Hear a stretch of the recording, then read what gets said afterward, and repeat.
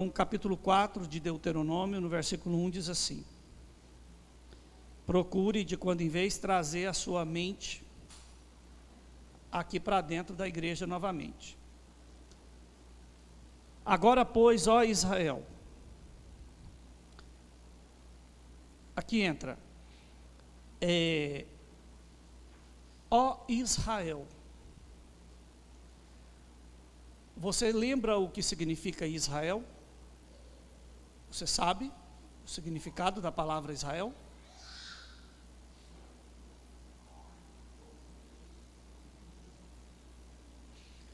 Quando surgiu a primeira vez a palavra Israel?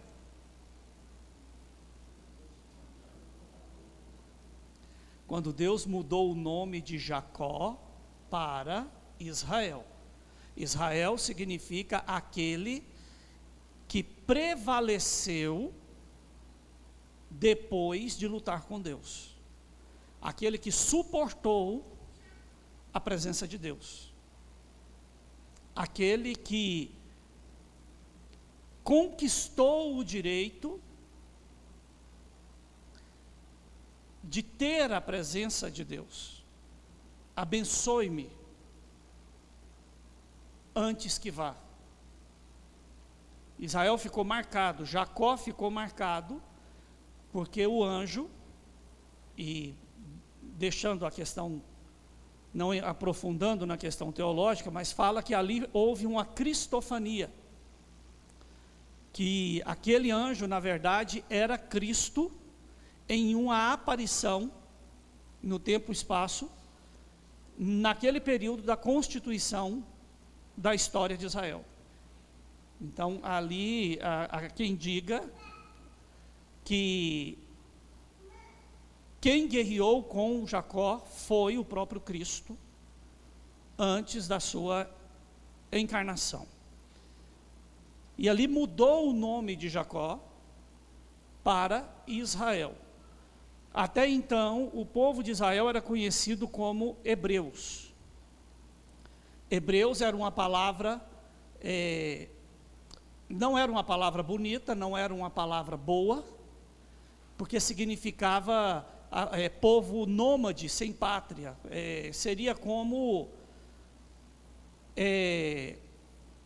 a questão pejorativa de cigano, né? Que as pessoas têm em relação à comunidade de ciganos, que tem leis próprias, que tem todo um comportamento social, que as pessoas... Então, por eles não habitarem em tendas, porque foi a ordem que Deus deu a Abraão, ele foi conhecido como hebreu, como um povo sem pátria, como um povo que acampa onde quer, que devora as coisas daquele local e depois vai embora, que usurpa, que toma conta, que usufrui e que não tem responsabilidade com o local. Então, Jacó, ele, como a terceira geração de Abraão, ele recebe o nome de Israel, pelo que ele fez, e a partir daquele momento, os filhos dele passam a ser as tribos de Israel, aqueles que suportam a presença de Deus. Aqueles que não são devorados pela presença de Deus, por causa da aliança de Deus com Abraão. Aí ele fala agora pois, ó Israel, você entende agora o significado da palavra, a origem e o porquê que esse povo foi escolhido por Deus. Eles conquistaram, 3 homens conquistaram o direito de ter o nome escrito na história, na eternidade, pela aliança que eles fizeram com Deus. O último deles conseguiu mudar o nome, tanto o próprio nome, como estabelecer esse nome como a referência daquele povo para com Deus. E isso tem 3.500 anos. E as pessoas ainda não conhecem de outra forma a não ser como Israel.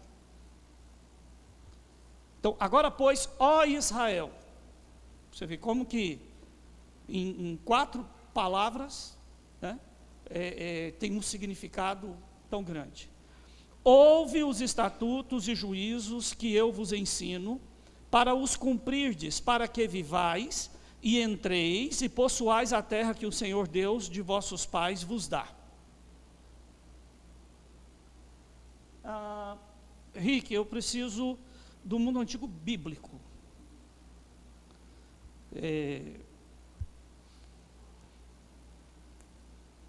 Nada acrescentareis à palavra que vos mando. Vocês viram que sempre existe uma tendência da sociedade em querer mudar a Bíblia. E agora estão falando que a Bíblia vai ser reescrita por uma inteligência artificial, e que querem impor de todas as formas essa mudança. Houve um tempo que a Bíblia, ela foi mortalmente perseguida, e durante muito tempo, no período logo após o advento da vinda, morte, paixão, morte e ressurreição de Cristo, as Bíblias, a Torá, os livros bíblicos foram erradicados.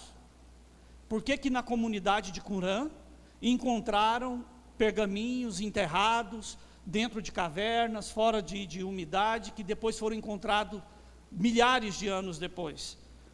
Porque um grupo resolveu guardar escrito a Torá, os ensinamentos bíblicos, os acontecimentos posterior à vinda de Cristo, porque quem tinha uma Bíblia, quem tinha uma Torá, quem tinha uma das epístolas, um documento escrito sobre isso, era perseguido e executado. Não podia ter a Bíblia. Então a tradição oral da Bíblia, ela era passada de geração em geração, como histórias contadas. Então não é a primeira vez que a palavra de Deus sofre ataque. E não vai ser a última, se o Senhor não voltar. Então, aí você fala, pastor, mas a palavra de Deus é para todo mundo. Não. A Bíblia não tem valor para quem não é chamado por Deus. O mundo não é cristão. E muitos dos que dizem cristãos são apenas religiosos firmados em dogmas. Eles não conhecem a Bíblia, eles não têm temor a Deus, eles servem apenas a uma instituição. A reforma protestante houve uma mudança, mas hoje grande parte dos ministérios ditos evangélicos, eles apenas doutrinam pessoas para defenderem aquela instituição, da mesma forma que foi feito no passado. A Torá é o livro da lei, mas os judeus, eles não respeitam a Torá.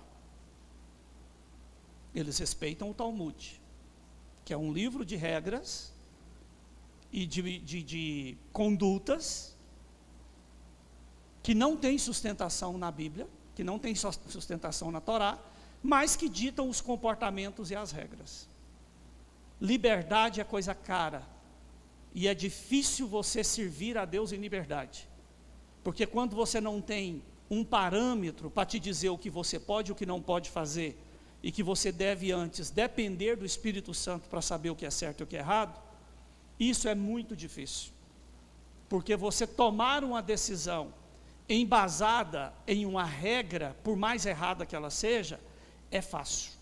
Você ter o discernimento em Cristo, ter o discernimento do Espírito Santo sobre como devo me portar diante dessa situação, é o difícil. Então, cumprir para que vivas e entreis e possuais a terra que o Senhor Deus de vossos pais vos dá. Não acrescentareis à palavra à palavra que vos mando, nem diminuireis dela, para que guardeis os mandamentos do Senhor vosso Deus, que eu vos mando. Apocalipse diz: aquele que acrescentar ou tirar um tio ou um jota dessa palavra, será alvo de todas as maldições contidas nela. Pastor, o que isso quer dizer? Que você, hoje, aqui agora, você precisa tomar a consciência de que nenhum movimento social, por mais populista, aparentemente intelectual, que interfira ou que tente argumentar sobre a mudança da Bíblia, deve entrar na sua mente e no seu coração. Pastor, para falar a verdade para o senhor, eu não conheço nada da Bíblia. Eu não sei o que está escrito nela, o que eu sei é muito superficial, então, como que eu posso defender uma coisa dessa forma? Simples. Simples. Bote na sua cabeça e não permita que nem pessoas tenham liberdade de falar diferente para você. Está lá na Bíblia? Tá. Então é verdade. Lembram daquela mulher faxineira que cuidava do consultório do doutor famoso? E o doutor um dia chega nela e vê que ela tinha uma Bíblia e fala para ela: você é crente? E ela fala: sou. Vocês crentes são bobos demais, simples demais. Você já leu o livro de Jonas? Uai, tem aqui isso? Tem. Eu não sabia não. Você sabia que está escrito aí que um peixe engoliu um homem e nadou com ele durante 3 dias e depois vomitou ele numa praia? E ele saiu vivo e ainda foi pregar para outro reino? E você tem coragem de acreditar que isso é verdade? Aí a senhora falou para ele assim: está escrito aqui? Tá. Assim, então é verdade. Se aqui tivesse escrito que aquele homem engoliu uma baleia e depois de 3 dias ele vomitou ela, eu acreditava também. Pastor, mas isso é uma crença simplista, estúpida, ignorante. Irmãos, alguém já leu aqui o Inferno de Dante? Homero? Alguém já leu aqui Dom Quixote de La Mancha? Alguém aqui já leu as teorias de Nietzsche e de tantos Paul Tillich, de tantos outros filósofos? Karl Marx, o eterno fracassado, usado pelo diabo para corromper gerações e gerações. São filosofias que elas vêm e vão, conforme a conveniência de grupos. Mas a Bíblia, ela tem 6.000 anos. Ela demorou 1.700 anos para ser escrita, com tudo quanto é tipo de autor diferente.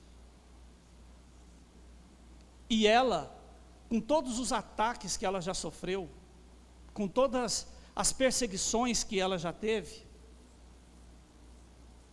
ela ainda é o livro mais comercializado no mundo. Nenhuma outra biografia, ao ser falado, olha, um best-seller, isso, aquilo, outro, pode se comparar ao que a Bíblia é escrita, traduzida e impressa todos os anos. Porque não existe possibilidade de comparação.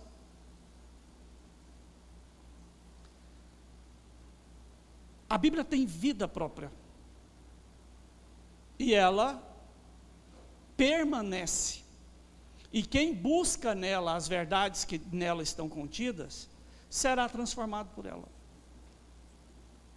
Então, se você pegar as teorias gregas, elas têm 2.500 anos. Porque os gregos, o alfabeto, os gregos, a matemática, os gregos, a medicina. Os egípcios embalsamavam um corpo há 6.000 anos atrás e o corpo está inteiro até hoje. Cadê uma múmia grega?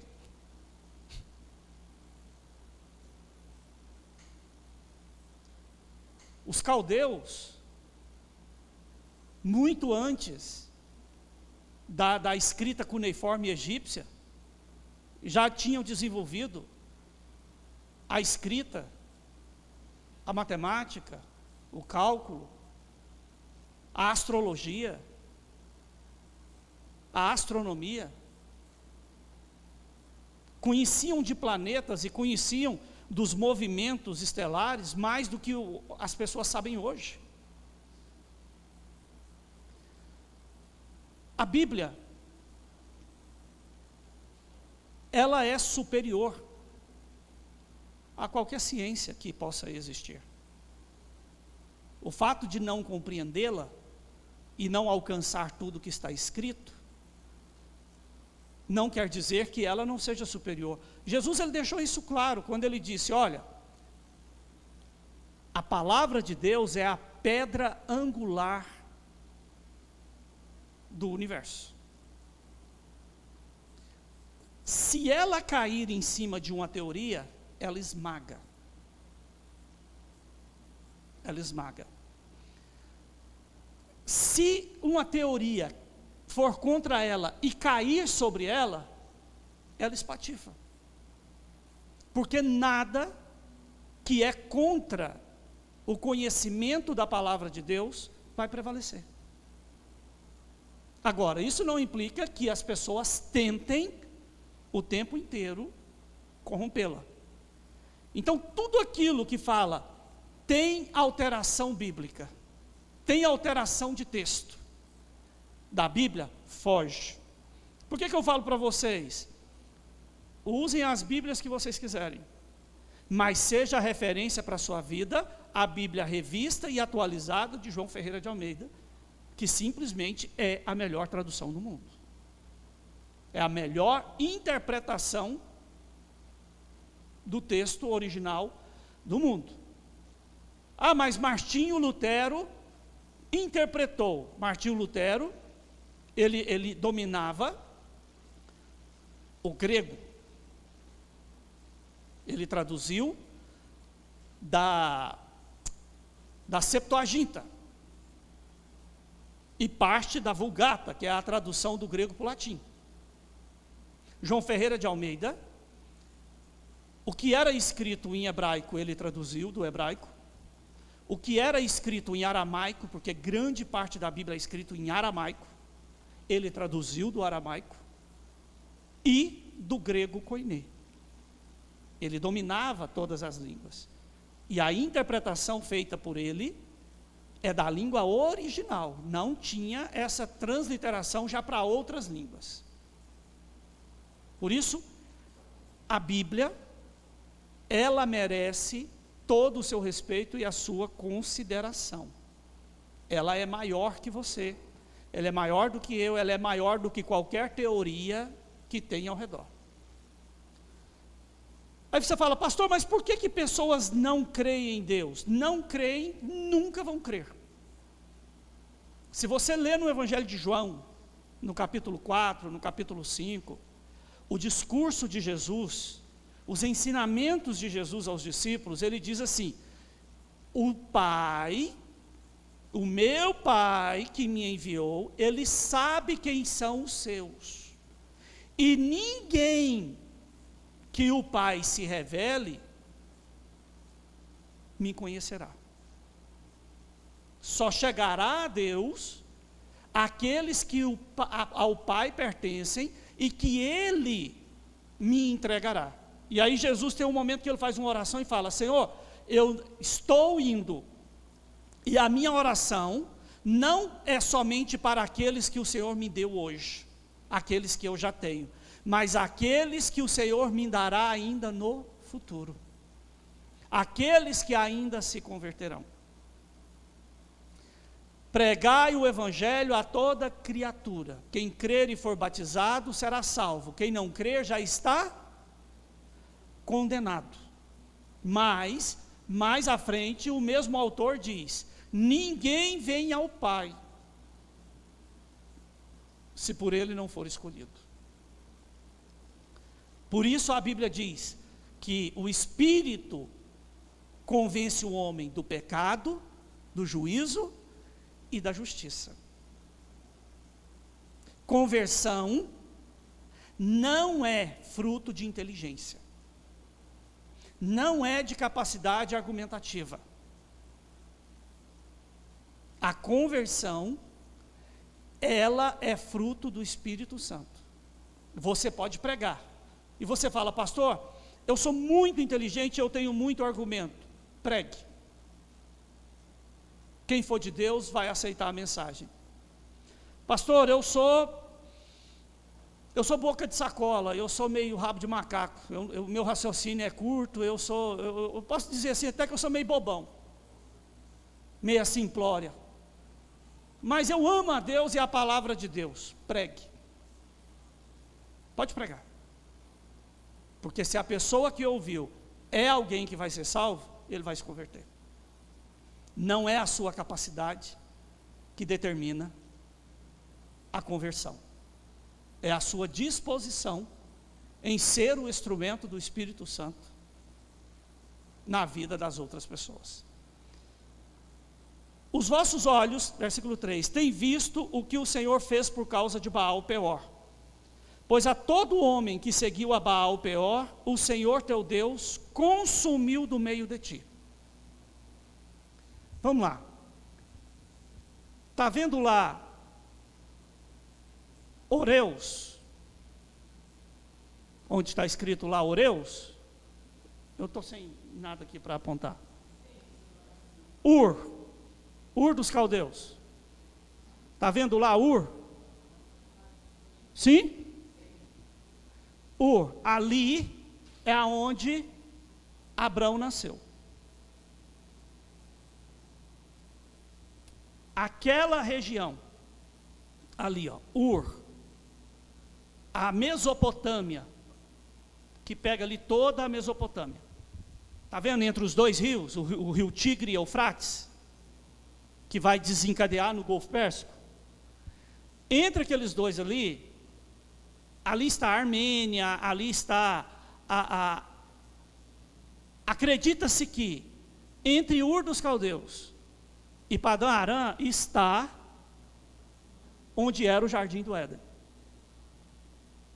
A história de Adão, Eva, Sete, Caim, o início do dilúvio aconteceu ali, entre Arã e Ur. E foi lá que a arca, acredita-se que é lá nas montanhas que a arca ainda está. Que tem. Abraão, ele era de Ur dos caldeus, uma cultura politeísta, com uma divindade para cada coisa, assim como os hindus. Terá, pai de Abrão, era um sacerdote, era um homem de grandes portes. Ur dos caldeus, os relatos históricos, a questão arqueológica da região, fala daquele período lá de antes de Abraão, de uma cidade que ela tinha saunas naturais, que ela tinha sistema de esgoto, que as casas eram feitas com um sistema de esgoto que corria pelas casas, que tinha vasos, que tinha toda uma saúde social por causa do sistema dela de tratamento de esgoto, que isso foi acontecer para nós há pouquíssimo tempo. Pouquíssimo tempo. Então, existia toda uma tecnologia, toda uma importância de irrigação, de coisa que tornava Ur dos Caldeus um centro muito mais moderno e mais eficaz do que nós conseguimos experimentar hoje em grandes cidades. Lá estava Terá, um sacerdote, com os seus filhos, e Deus fala com Abrão nesse local. Terá, Deus cria uma situação que saem de Ur e vão para Padã Arã. E lá em Padã Arã, o Senhor fala com Abraão: olha, você vai deixar seu pai, você vai deixar sua parentela, você vai pegar aquilo que você já tem, e você vai peregrinar numa terra que eu te mostrarei. Abraão sai lá de Padã Arã, e vem seguindo, Rick. Vem aqui, atravessa onde está o rio Eufrates ali, atravessa. Agora vem para a Síria. Agora vai ali no final onde está escrito Mar de Quinerete. Vem mais para onde está lá Mar Morto, lá no final da palavra Mar Morto. Pode descer reto. Agora vira para o Egito. Vai lá para a terra de Gósen. Volta para Berseba. Esse foi basicamente o trajeto de Abraão de peregrinação antes de entrar na terra prometida. Ele se estabelece na terra prometida por ali em Berseba, que é aonde aconteceu os maiores acontecimentos da vida dele, aonde Ismael nasceu, aonde Isaac nasceu. E quando ele sai dali, e vai lá onde está Jerusalém, para poder, onde era o Monte Carmelo, que era o Gólgota, que posteriormente foi aonde Jesus Cristo foi crucificado. Ele caminha ali de Berseba até lá, é uma jornada longa, desértica, complicada. Nada ali era simples. Abraão chega, peregrina em toda a terra, o Senhor mostra a ele, fala para ele que vai fazer uma grande nação, mas ele era um grupo pequeno de pessoas e na verdade só tinha ele. Aí ele tem Isaac depois tem Jacó, aí Jacó, Israel é tirado de Canaã e volta para o Egito, lá na terra de Gósen, e lá eles permanecem 430 anos. Entra dinastia, sai dinastia, até que eles são escravizados. Por que Deus não entregou a descendência de Abraão a terra prometida, a terra de Canaã? Vocês lembram o que está escrito no livro de Deuteronômio? Que o Senhor não entregaria para eles naquele momento, porque a medida de iniquidade dos cananeus ainda não estava completa. Os males que eles ainda teriam que praticar para justificar a ação destruidora de Deus não estava completa. No período que Abraão estava, 5 cidades chegaram no nível de depravação e corrupção que levou à ação apocalíptica antecipada sobre elas. Eu particularmente, eu fico tentando imaginar o que Sodoma, Gomorra e aquelas outras 3 cidades praticaram ao ponto de gerar uma antecipação apocalíptica sobre elas. Ao ponto que caiu enxofre, caiu uma nuvem, vamos supor, uma chuva de meteoritos, de acontecimentos que tornaram aquele local cheio de enxofre, cheio de sódio, e que petrificou tudo. A chuva, esses meteoros que caíram, sei lá, só pode ser isso, que caiu sobre o local, destruiu tudo que tinha, e aquilo que tinha contato com aquela nuvem proveniente daquele fogo, daquele mal que caiu, petrificava tudo. Se você olha lá hoje, você vê aparências de coisas que você fala, isso aqui era uma árvore, está lá ainda. Isso aqui era uma árvore. Você olha, você tem até vergonha de falar, mas você fala assim, para não ser tido como doido, né? Você olha e você fala assim, isso aqui era uma pessoa. Isso aqui era um animal. E aí o que a Bíblia fala sobre a mulher de Ló? Que se transformou em uma estátua de sal. Nesse contexto, aquelas cidades, elas não foram reconquistadas, elas foram destruídas.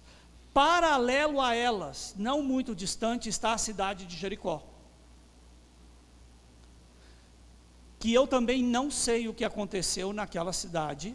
A cidade de Jericó hoje, ela é um local assim, um tanto quanto estranho, mas você não sente nada dentro dela, Cássia. Mas quando você chega nas ruínas da cidade velha de Jericó, que lá é todo fechado, todo cercado, porque é um sítio arqueológico, o mal, você sente uma ira, você sente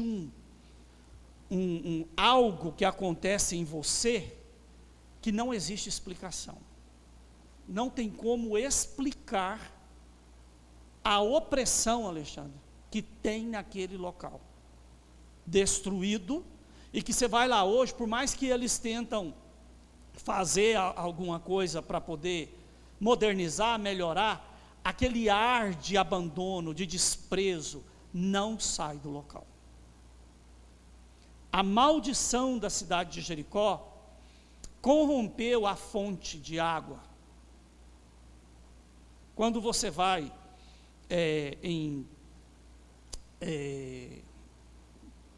perto de Massada, não é Eliade, lá tem uma fonte como que é lá em Jericó. Por que Jericó é uma cidade no meio do deserto? É porque brota uma água no pé do monte, assim como nos outros oásis, que essa água corre para o Rio Jordão. Em Gedi. Tem vários locais que brotam do meio do deserto, um oásis que não seca, Vitor, e que corre para o Mar Morto. E Jericó é uma dessas. Bem abaixo da cidade tem essa fonte. Lembram daquela fonte que o povo foi para beber água depois que destruiu? E aí a água era amarga, a água era envenenada, era venenosa e não tinha como, e Josué pega um prato com sal e coloca sobre a água e faz uma oração e ela é purificada. Aquela fonte existe até hoje. Fizeram todo um trabalho de adorno ao redor dela, mas está lá a água, ela joga para cima. Foi purificada naquele dia, e até hoje ela é potável. Você pode pegar ela lá e beber. Mas ela é salobra. Ela é meio salgada. Mas é pura. Nesse contexto, Deus não permitiu que fosse destruído toda Canaã. Mas agora, passado 430 anos de Jacó, vamos colocar mais 80 anos até Isaac e Abraão. Então vamos colocar 500 anos, né? E 500 mais 42 anos. Vamos colocar aí 550 anos. a partir da promessa que Deus deu a Abraão. Eles estão novamente agora na terra de Canaã. E aí, o que eles estavam lá? Eles estavam lá para destituir um principado. Deus os levou para erradicar um comportamento social, uma atitude coletiva, uma forma de cosmovisão coletiva, que era a personificação do mal. Ele fala aqui, ó: os vossos olhos têm visto o que o Senhor fez por causa de Baal-Peor. Pois a todo homem que seguiu a Baal-Peor, o Senhor teu Deus consumiu do meio de ti. O que era Baal-Peor? Uma entidade que tinha várias formas. Baal Ecrom, Baal Zebub, Baal, são vários nomes. Essa entidade, ela tem uma entidade feminina que a acompanha no seu processo de destruição. Naqueles dias era Astarote, depois tornou Osíris, depois Diana, que nada mais é do que a rainha dos céus, e que tem um grande monumento aos dois hoje, na maior cidade do mundo, na cidade, pode-se dizer, mais importante do mundo. Qual é?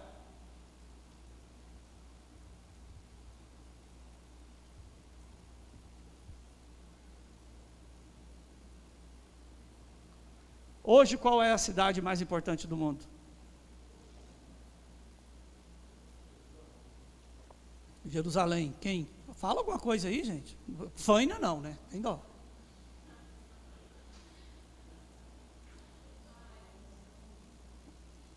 Qual é a cidade hoje mais importante do mundo?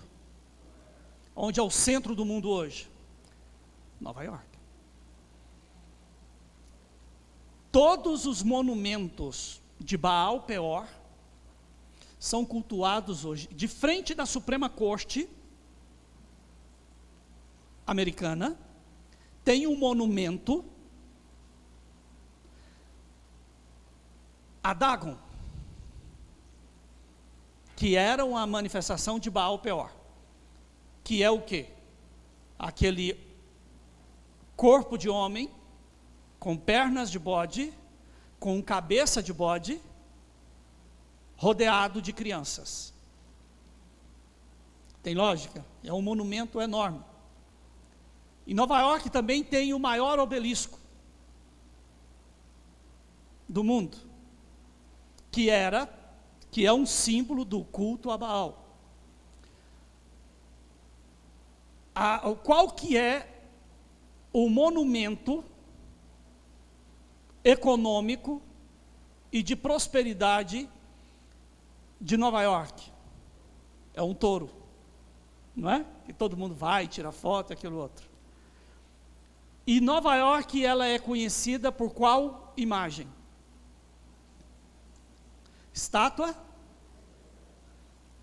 que é a rainha do céu, que está em todas as economias do mundo. Você pode olhar que no dinheiro do Brasil tem a foto dela. Aquela, que é exatamente aquela mulher com aquela oliva na orelha. Você pode olhar que aonde tem poder econômico e influência social, lá está ela. O que aconteceu quando Israel desobedeceu a Deus e não destruiu os cananeus? Baal-Peor migrou. Ele andou pelo mundo e ele vem corrompendo a sociedade ainda com as mesmas práticas. Quais são as ideias associadas a Baal-Peor?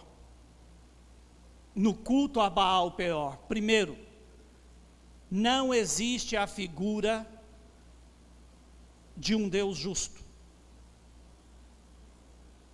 Tudo é Deus, Deus está em tudo. Panteísmo. Segundo, a ideia de moralidade, de limite para a prática sexual. Separação, aonde pais e filhos não podem ter sexo, fazer sexo entre si. Parentes próximos não podem fazer sexo entre si. A ideia de limite para poder ter relação sexual com uma pessoa de idade. Isso tudo faz parte do culto a Baal Peor. O sacrifício de crianças. Qual que é a pauta esquerdista entre aspas, a pauta socialista? Não, eu sou de direita, mas eu me identifico com pautas socialistas. Não existe isso. Não existe isso. Aí o camarada fala, eu sou de direita, eu defendo a família tradicional, mas é adúltero. É um adúltero. É um pedófilo, é uma pessoa que vive rodeado de prostituição e de prática. Não, mas eu defendo. Não, isso é hipocrisia. Então a ideia, hoje, o sacrifício de criança, que era feito naquela época, ele é defendido hoje da mesma forma. E isso é no mundo inteiro. Qual é? O aborto. Por que essa obsessão do socialismo pelo aborto? Porque a divindade, a entidade Baal Peor, e que hoje qual é a Bíblia moderna de Baal Peor? Dos pecados, a carta socialista, a prática comunista. Tudo que está ali é doutrinação religiosa para o culto a Baal Peor. Ele vai estabelecer um líder nefasto, imoral, cruel, que vai manter as pessoas aprisionadas, que vai tirar a liberdade das pessoas, que vai levá-las à miséria, à dependência, à adoração à estrutura, à automutilação e à destruição da vontade, do desejo. Hoje, existe um país no mundo que está no ápice dessa deformidade, que é a Coreia do Norte. A União Soviética chegou muito perto, mas aí não suportou. A Itália chegou muito perto, mas não suportou. A Inglaterra lutou contra isso bravamente, mas hoje ela está totalmente dominada. A Inglaterra hoje é um país, é um reino sem salvação, sem chance, sem esperança. Ali não existe outro caminho a não ser a destruição. A destruição de todo um povo. A Inglaterra hoje é forte candidata a Sodoma e Gomorra, assim como Nova York. Aonde que está a ONU? Em Nova York. Qual que é o símbolo da ONU? Qual que é o monumento estabelecido na ONU? Vocês lembram? A imagem da besta narrada no Apocalipse. Um ser mitológico de várias cabeças, está lá feito. Totalmente escancarado. O que a Bíblia diz está acontecendo. Hoje nós vivemos uma sociedade que ela não tem chance política educacional e intelectual, por quê? As universidades federais virou sala de culto, virou templos de culto a Baal Peor, a Moloque. O que caracteriza uma universidade federal? Anarquia,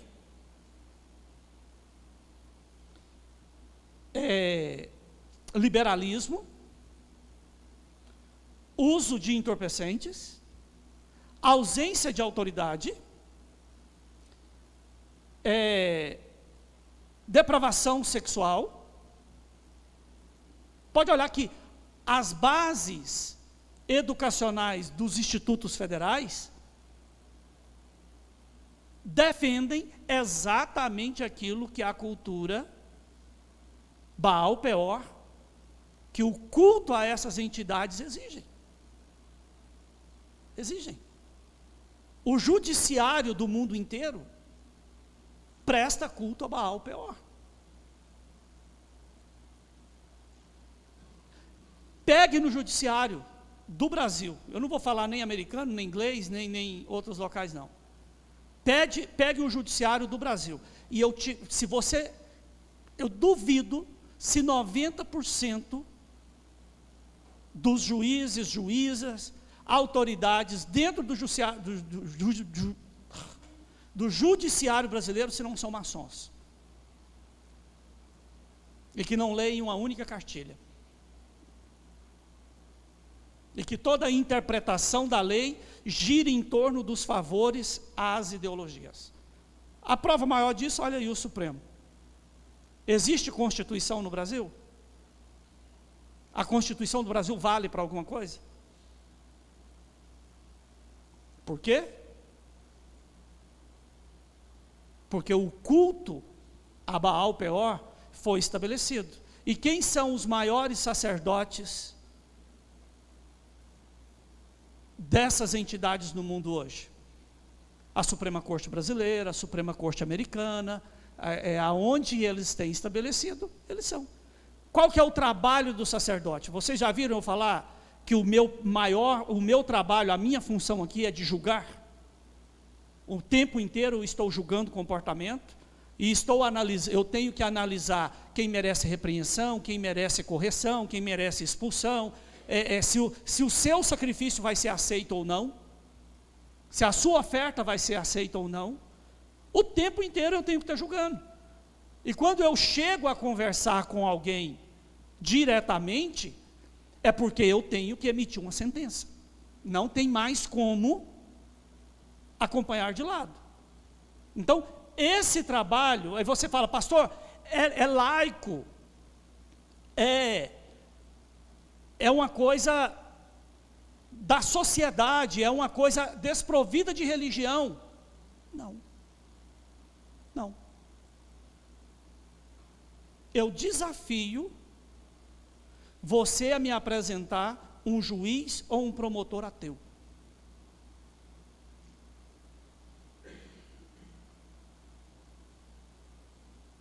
Conhece algum caso? Quando foi prender o João de Deus? Tentaram empurrar para o STF o não prendê-lo. E todos, por um medo absurdo, por uma situação que não conseguiam entender, todos se esquivaram daquilo. Por quê? Porque todos chegaram aonde chegaram por intermédio das entidades que incorporam o João de Deus. Ele era o grande guru, o grande guru. Igual está solto, pode ter certeza que onde ele está, você pode ir lá, que todas essas autoridades estão lá toda semana. Tiraram ele da cadeia exatamente para poder conseguir estar onde ele está, para receber as direções. É uma coisa que não existe, essa questão de lei. Então você, como crente, você que tem alcance à palavra de Deus, você compreendendo ela toda ou não, entenda que essa batalha, ela está travada, porque o mal que corrompeu Ur dos Caldeus e que migrou para a terra de Canaã, e que Deus mandou o seu mensageiro atrás para eliminar aquele mal da face da terra, e eles não conseguiram, e eles não fizeram esse papel, ele esparramou-se pelo mundo. Por isso a igreja, ela é tão importante. Mais do que nunca eu entendo, porque Deus nos isolou do restante do mundo hoje. Me isolou como líder de outros ministérios, de outras realidades. Por quê, irmãos? A igreja, ela vai ser perseguida. Mas tocar na igreja é algo perigoso, porque Deus ela é dela. Tentaram fazer isso, pastor, muitas vezes. Esses dias, eu tive em Brasília, tive no anexo do Congresso, e eu cheguei lá, ninguém me queria ali. Sabe aquela coisa assim, de nenhuma pessoa, nem o gari, nem o porteiro, pelo menos um dá um sorrisinho para você, ou não fazer uma cara de reprovação? Do jardineiro ao cara do elevador, ao da portaria, todo mundo fechou a cara para mim. E o pior, eu não queria estar ali. O ranço que eles têm de mim, eu tinha deles. Mas uma vez que você tem a clareza do que precisa ser feito em Deus, você caminha. Porque aí não tem leão que ruge, que não tem aquilo outro. Aí eu fui entender o porquê que Deus me levou ao Monte Ebal.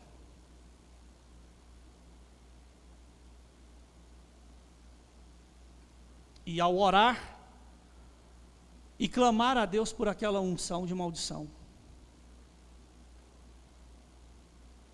E eu vi o quanto isso é perigoso hoje. Lidar com isso com capricho é se tornar pecado contra Deus. Eu fiquei contrariado, eu estou triste, eu estou isso, aquilo outro. A pessoa fez isso comigo, aquilo outro, tal. Não dá mais para ter esse tipo de comportamento. Ou fica o tempo inteiro dependendo de Deus para poder saber o que fazer, ou então vai pecar contra Deus. Só que o mundo tem poder econômico, tem poder de sacrifício, tem aquilo outro. Mas eu fico pensando, o que o mundo pode fazer contra alguém que foi revestido por Deus para amaldiçoar aquilo que ele quer amaldiçoar?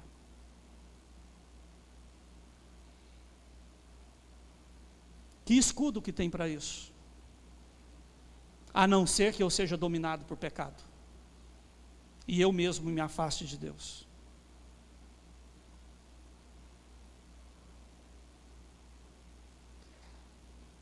A hora que eu saí de lá, eu falei, Senhor, eu entendi. E não foi uma busca minha. Não foi um desejo meu. Eu apenas obedeci a uma ordem sua. Que eu nem sabia ao certo o que estaria fazendo. Te louvo por ter tido a compreensão, ou a sensibilidade de obedecer sem compreender. Uma ideia rasa, mas totalmente distante do que na verdade Deus estava fazendo. Porque os principados estabelecidos, irmãos, eles mandam nas armas, eles mandam no dinheiro, eles mandam nos corações e nas mentes das pessoas. muitas igrejas, elas não vão sofrer acerca disso. Por quê, pastor? Porque elas já são parte do culto a Baal Peor, o culto a Mamon, a adoração a Mamon,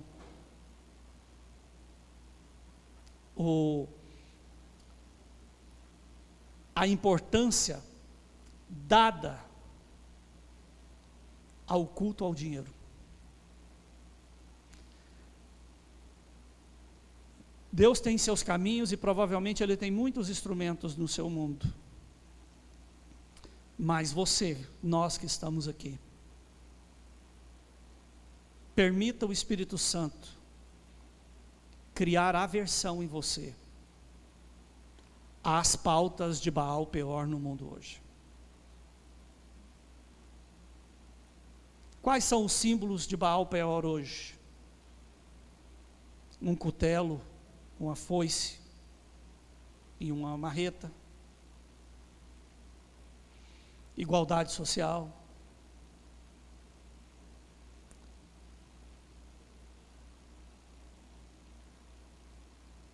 Ignorância acerca de Deus. Apoio ao aborto. A liberação ao uso de drogas. A depravação causada pela bebida. E está cheio de crente que está no ápice do que seria a sua capacidade de fazer a diferença em Deus, perdido em vícios, em amor ao mundo, em práticas que o afastam de Deus.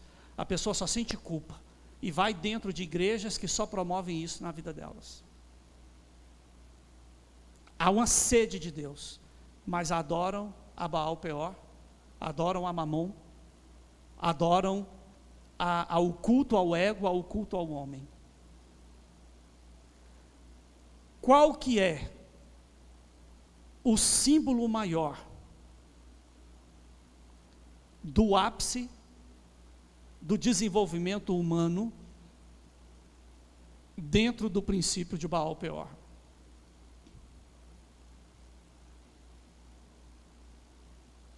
O homem como seu próprio Deus. O homem como o centro do universo. A nossa Bíblia, ela diz o quê? Que somos pecadores. Que precisamos ser salvos.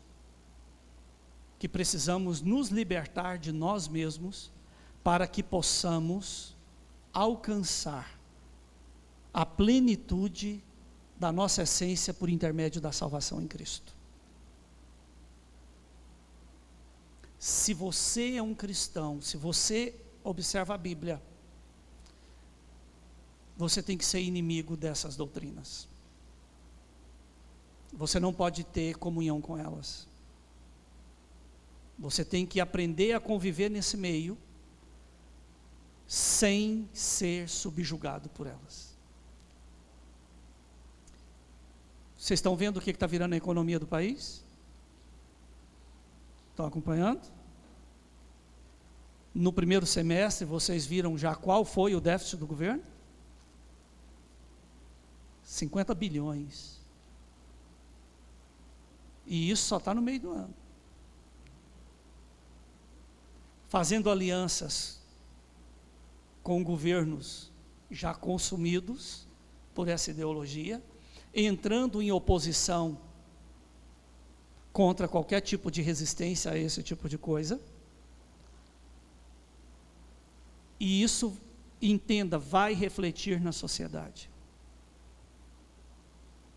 Vocês lembram quando Deus nos mandou orar sobre crescer em meio ao caos? E depois orar sobre emprestar a muita gente e não tomar emprestado? Esses milagres ainda estão sendo gerados. E eu sei que Deus vai nos colocar como uma ilha no meio desse deserto. Por isso, guarde seu coração. Abra sua mente ao Espírito Santo. procure conhecer melhor a Bíblia e o que ela ensina. E aprenda a conviver nesse mundo sem fazer parte dele. Permita o Espírito Santo impor os limites e não se deixe vencer pela soberba, pela fartura de pão e pelo desejo de ociosidade. Porque são essas coisas que vai destruir a sociedade. A nossa guerra é a mesma. A nossa guerra é a mesma. Vocês já prestaram atenção que nós não temos uma placa na frente da igreja?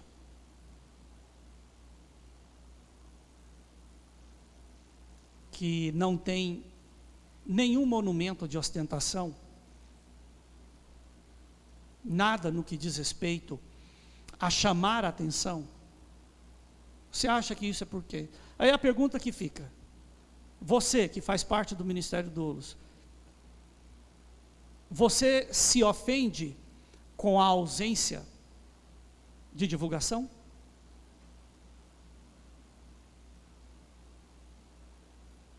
Você se sente humilhado, se sente diminuído por essa descrição que o Espírito nos conduz? Quem não sabe onde é o Ministério Doulos, irmãos, pode passar na porta 1000 vezes que não vai saber onde é.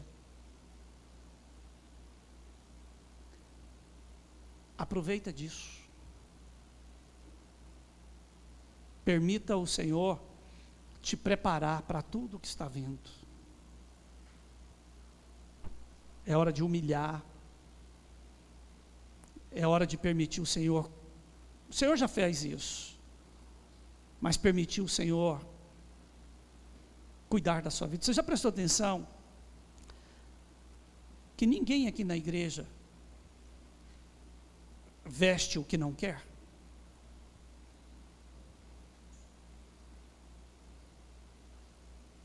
Todo mundo, do seu modo, a sua cafonice ou elegância, veste o que deseja. Mas já parou para prestar atenção que ninguém tem coragem de vir aqui ostentar uma bolsa que não tem razão de existir? Porque de alguma forma você sabe que isso não é necessário. Ter boas coisas é importante, mas viver querendo mostrar, ou humilhar, ou provocar, ou competir, não faz parte da nossa vida.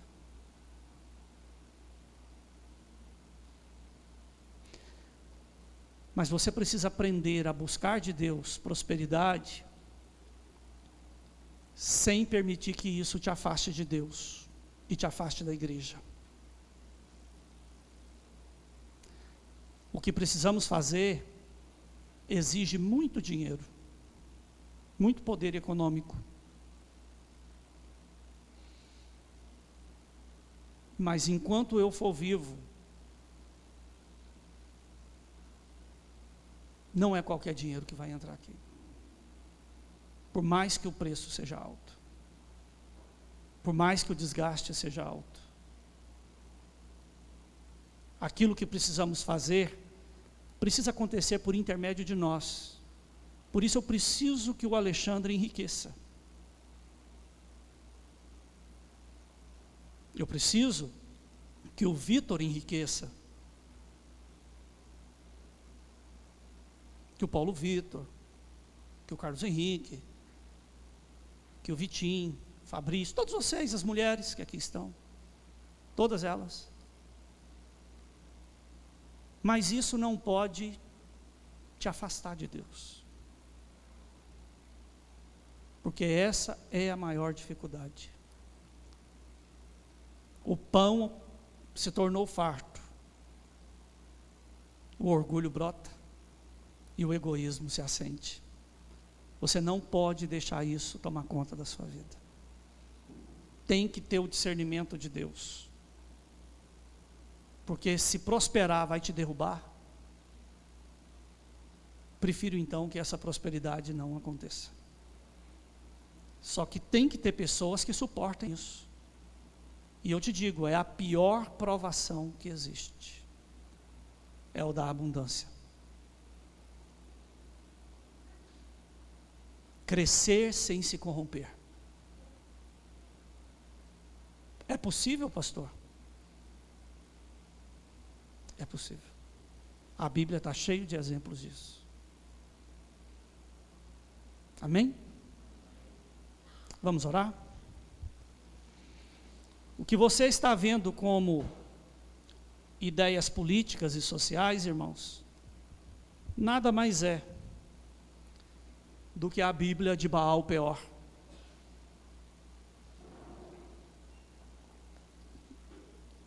Usando a trindade mundana, que corrompe a religião, que corrompe a moralidade e que corrompe a economia. A virtude hoje no mundo está na desonestidade. Quanto mais desonesto, mais aprovada a prosperidade dessa pessoa. Por isso, questione as influências malignas na sua vida. De onde está vindo as suas oportunidades? De onde está vindo as suas fontes? Não se deixe vencer por elas. Tem um texto na Bíblia, Paulo Vitor, em Provérbios 1, que o Senhor fala assim: eu, a sabedoria, eu ando gritando pelas ruas, eu me fixo nos umbrais das portas, nos beirais das janelas e grito, clamando por aqueles que me desejem mais do que o ouro e a prata, que me deseje mais do que amores e paixões, porque a este eu me revelarei, e quando eu o fizer, lhe apresentarei os tesouros encobertos, que ainda não foram revelados aos homens. Consegue imaginar a grandeza disso?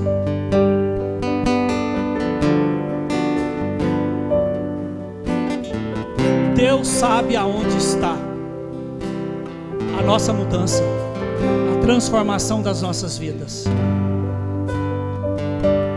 Mas entenda que quem serve a Deus é inimigo de Moloque,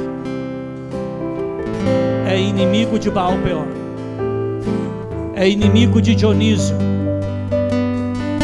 é inimigo de Diana, é inimigo da rainha dos céus. Se colocar um crente de verdade junto com alguém que serve a essas entidades, vai cair fogo do céu. A batalha será travada, e será travada para a morte. Então, busque do Senhor qual o seu lugar, qual o seu chamado, qual a sua posição, em que você deve ser usado, e seja fiel até a morte, e Deus te coroará com a honra que Ele tem para os seus. Amém? Se você tem mais prazer em amigos mundanos do que na comunhão com a igreja, cuidado. Você está ficando distante. E a hora que precisar, você vai entender que o mundo, ele não queria você. Ele só queria te separar do bando. Ele queria te separar da manada para você sozinho, ele poder te destruir. Porque a igreja reunida, o mundo não ataca ela, o inferno não ataca ela, porque sabe que as consequências serão mortais. Amém? Senhor,